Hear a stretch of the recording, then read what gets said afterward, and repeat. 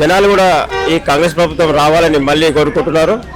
ఈ స్టేట్లో తెలంగాణ ప్రభుత్వం ఏర్పడినాక 6 గ్యారెంటీలతో ప్రజలలో సంతోషం ఏర్పడింది. ఇప్పుడు మళ్ళా పార్లమెంట్ ఎలక్షన్లు వస్తున్నాయి. ఈ సెంట్రల్ గవర్నమెంట్ కూడా రాహుల్ గాంధీ గెలిస్తే మనకు ఎన్నో అభివృద్ధి పనులు చేస్తారని ప్రజలు ఆశిస్తున్నారు. పల్లెటూరుల్లో పట్టణాల్లో అందరూ కూడా చాలామంది ఇంకా అభివృద్ధి చెందాలని చాలామంది ఆశిస్తున్నారు. ఈరోజు పార్టీ ఆఫీస్ ఓపెన్ చేసేందుకు చాలామంది భారీ ఎత్తున ప్రజలు రావడం జరిగింది.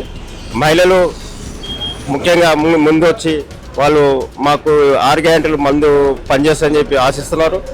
ఇంకా ఇట్లాంటి కార్యక్రమాలు ఈ ప్రభుత్వం చేయాలని ఇంకా ఆశిస్తున్నారు. ముందు ఇంకా అభివృద్ధి చెందుతుంది మన రాష్ట్రం అని ప్రజలు కోరుకుంటున్నారు.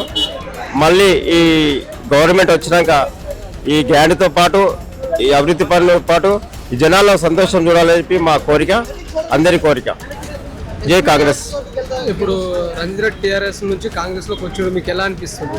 మాకు చాలా సంతోషకరం. ఎందుకంటే ఈయన ఇంతకుముందు చేసిన పనులు కూడా చాలా ఉన్నాయి, అభివృద్ధి చేసిండు.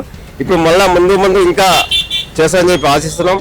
ఆయన రావడం ఇంకా గెలుపుకు సందేశం అని మేము కోరుకుంటున్నాం. ఇప్పుడు కాంగ్రెస్లోకి వచ్చినందుకు ఇంకా ఉల్లాసంతో ఇంకా బాగా చేసడానికి గ్యారెంటీ ఉంది. చాలా భారీ ఎత్తున ఇంకా చేరికలు కూడా జరుగుతున్నాయి. టీఆర్ఎస్ నుంచి కావచ్చు, బీజేపీ కావచ్చు, వేరే పార్టీల నుంచి కూడా ఇలా చేరికలు జరుగుతున్నారు. ఇంకా భారీ ఎత్తున పబ్లిక్ వచ్చి భారీ ఎత్తున మెజార్టీతో గెలిపిస్తారని, లక్షలలో గెలిపిస్తారని మాకు పూర్తి నమ్మకం ఉన్నది.